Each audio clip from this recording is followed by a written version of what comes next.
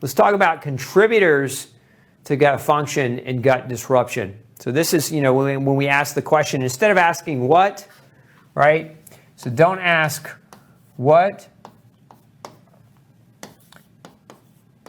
Instead, ask why. This is, in my opinion, this is the mistake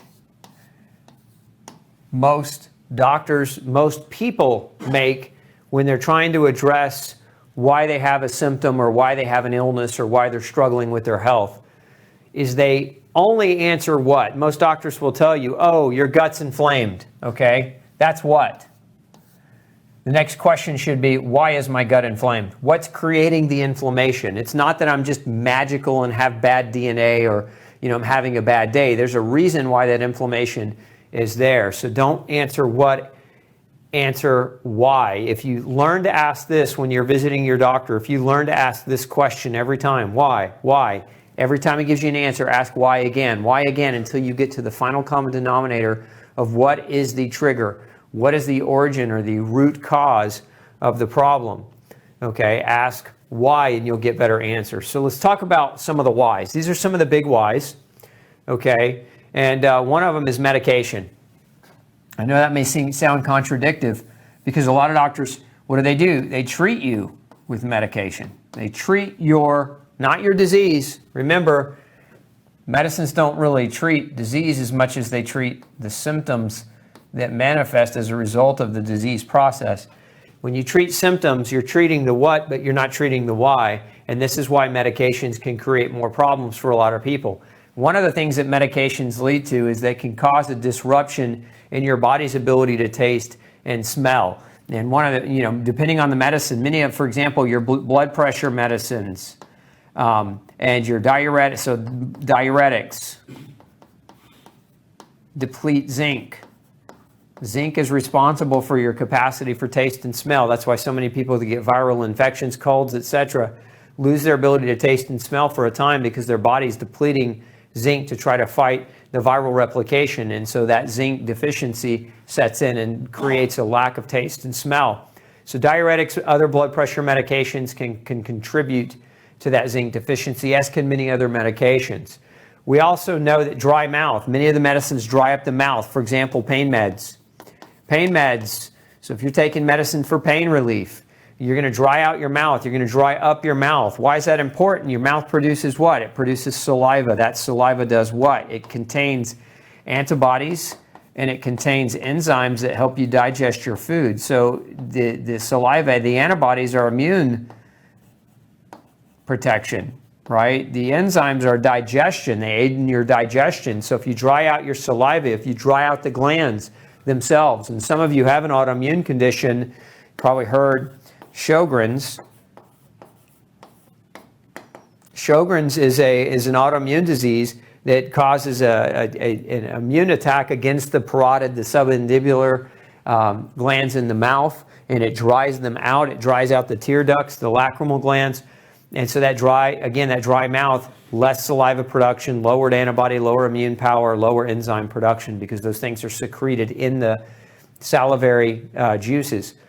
So we know many medications can do this. Pain medicine is probably the most common that create that dry mouth or that dry issue. Now, many of you, with the marijuana becoming more popular and the THC becoming more popular, this is another major problem that we're seeing in chronic marijuana users. That dry mouth, that cotton mouth starts to develop. We also know that antibiotics, right? And we talked about this a minute ago, but antibiotics wipe out the good guys. They don't just wipe out the bad guys. Antibiotics are not selective for bad bacteria. They're actually not selective at all. And so they're going to wipe out the good as well as the bad, leading to, right, a reduction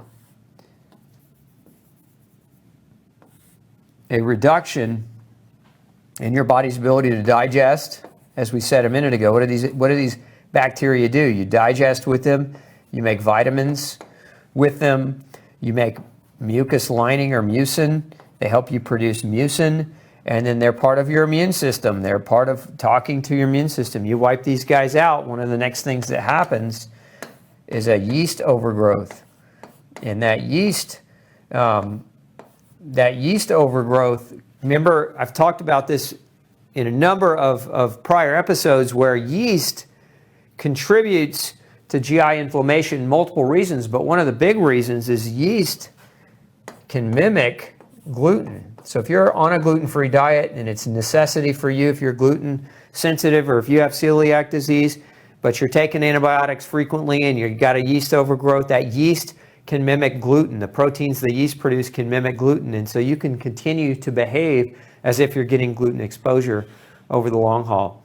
So very, very important. Some medications disrupt immune function. Probably some of the best examples here, Tylenol. This is over-the-counter stuff. Ibuprofen.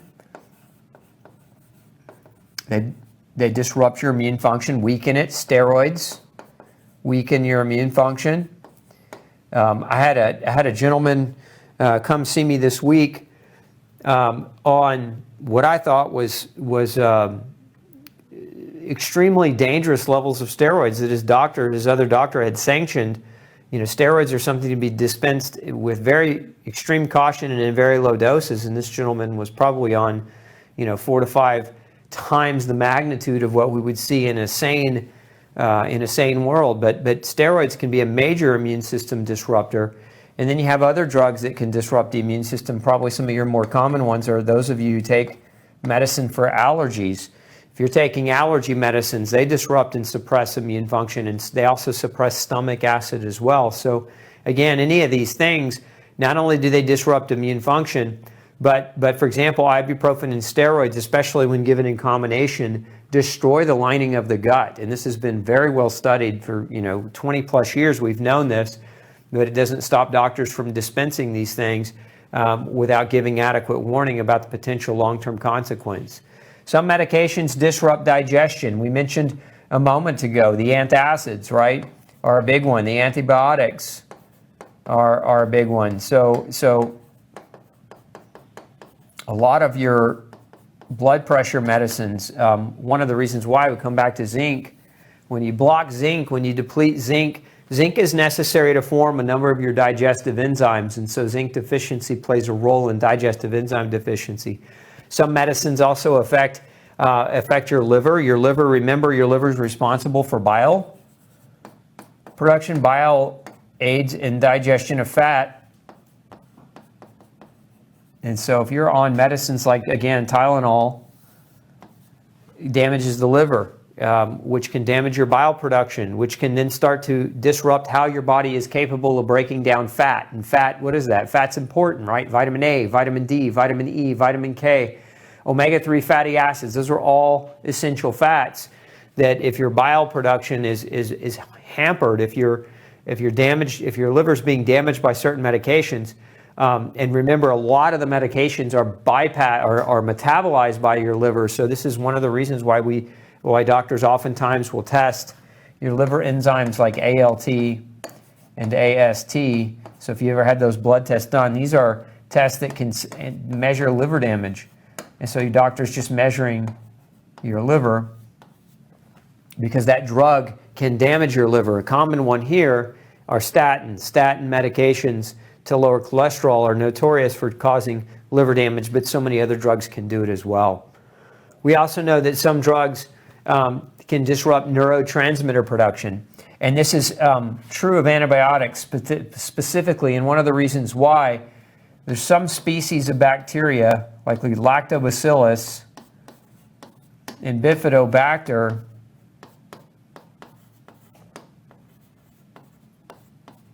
these species produce dopamine, and they also produce serotonin. These are neurotransmitters, and this is why so many people with depression have gut problems, because it actually begins in the gut. The depression starts in the gut because the antibiotics disrupt neurotransmitter production, leading to a reduction in the ability to make these neurotransmitters from the healthy bacteria that colonize the GI tract. Remember these numbers here. Dopamine, 60%, as far as we know today, 60% of dopamine is produced in your gut, 90% of serotonin is produced in your gut, not in your brain. And so then these neurotransmitters they traverse to your brain and help your brain function, but they're produced by the gut, in the gut, by these healthy bacteria. So very, very important. And then we have drugs that make it hard for motility. Okay, so they slow down the gut motility, creating constipation. Again, the biggest one here is pain meds. Pain medications really alter gut mobility. Other drugs, some of the drugs that affect nerves, so, kind of a common one is gabapentin, which is a drug given to people with restless legs. It's sometimes given for neuropathy or nerve pain. But these medicines slow down gut motility, creating constipation. Now, what I mentioned earlier, if you've got constipation and you combine that constipation with a breach in your mucosal barrier or a leaky gut, right? Now that poop just stays there, right? It just hangs out, and all those toxins from it basically leach into your blood, right? So we never want constipation. Constipation is a hallmark problem for people that have leaky gut, because if that gut is leaking, then that poop is not moving, then that poop is leaking into your bloodstream at a much higher rate than what it would be typically healthy. Okay, let's talk about other big factors that can disrupt your digestion and gut function. One of the biggest is right here, and this is one of the reasons why I wrote No Grain, No Pain. If you haven't read that book, if you haven't picked up a copy, you can buy it at any major bookstore. You can download it from your library. You can, you can check it out at your library.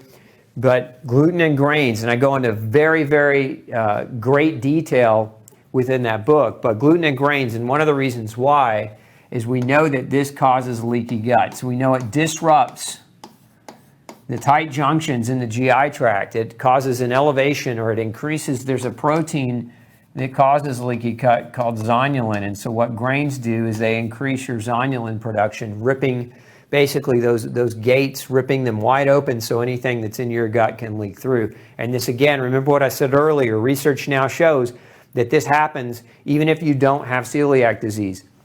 So leaky gut occurs even if you don't, even if you don't have celiac disease. So you could have gluten sensitivity or non-celiac gluten sensitivity, non-celiac. Again, this process still happens. It's been measured and it's been shown to happen in people that don't have celiac. We also know that gluten disrupts digestive enzyme production through a number of different mechanisms. One is through malabsorption. So we've got, you've got malabsorption of nutrients. And that malabsorption of nutrients, remember what you need to produce or make digestive enzymes leads. So, again, you need things like, what do we make digestive enzymes from? We need protein, we need zinc, we need other nutrients like copper to properly produce these enzymes.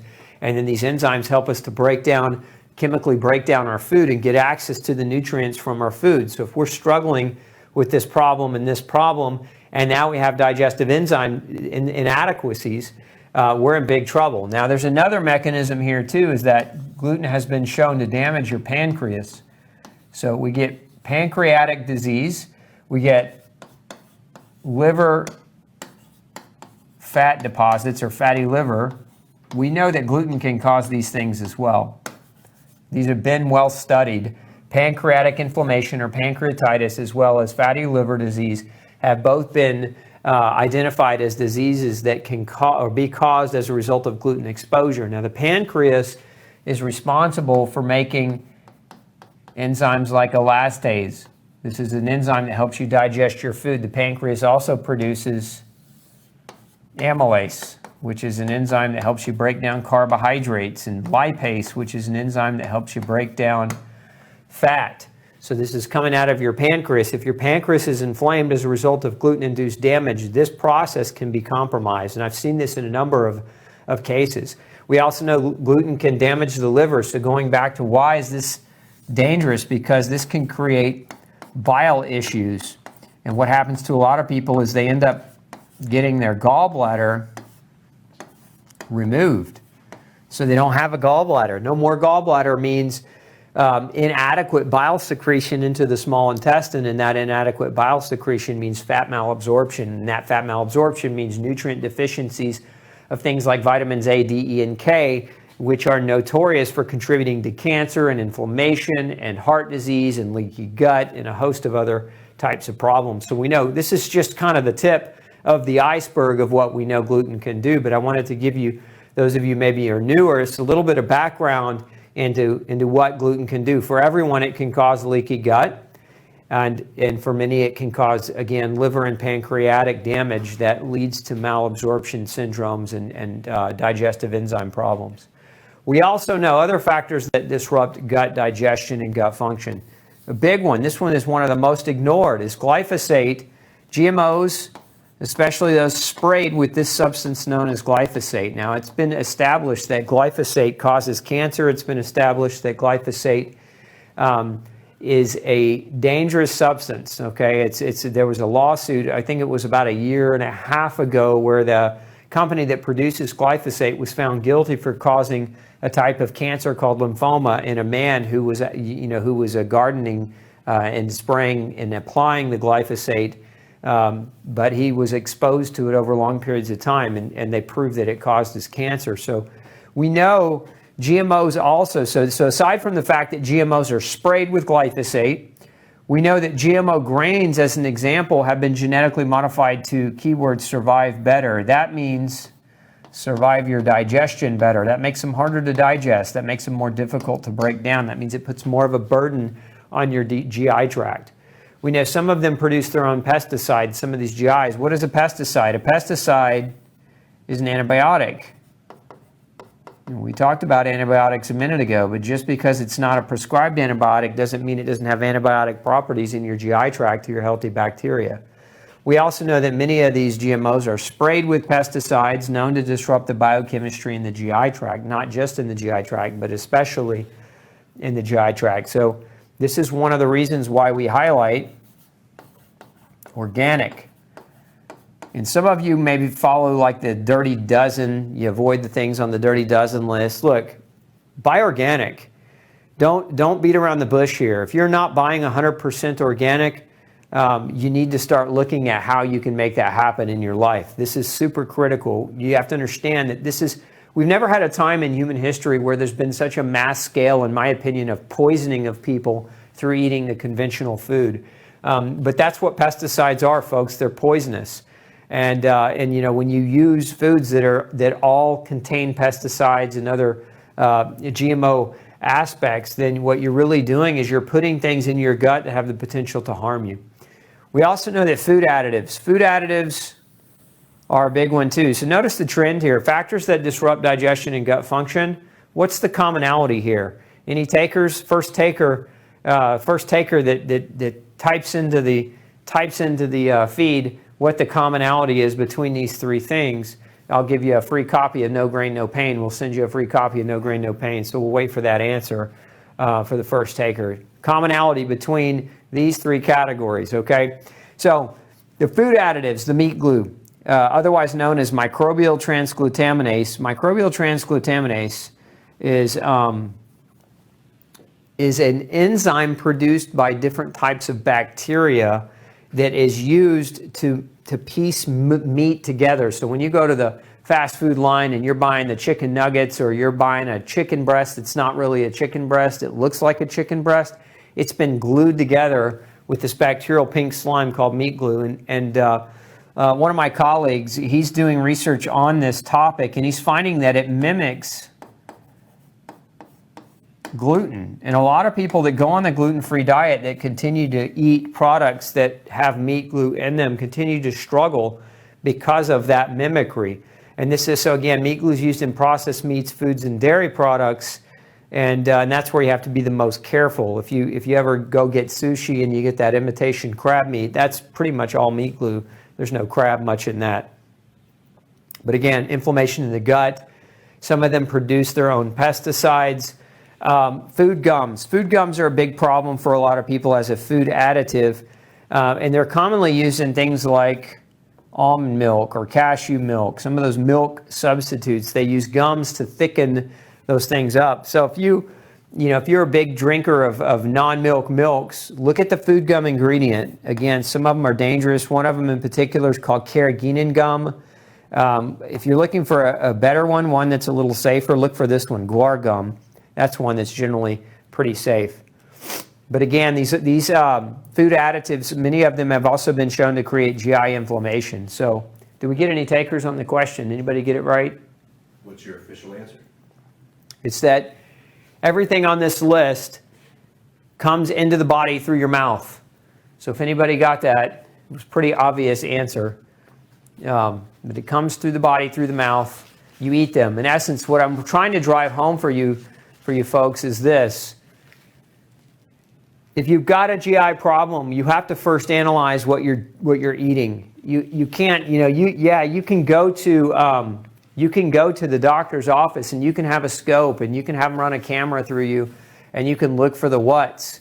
But if you're not asking the why, what is it that I'm currently doing, that I'm currently eating, that is contributing to this potential problem, then you're asking the wrong question and you're not going to get a good answer and you're not going to get a solution. And that's sad. That's disheartening because so many people out there have these problems and they don't even know why. Hey, don't forget to check out the rest of the series right here. Make sure you hit subscribe below. And as always, thanks for tuning in.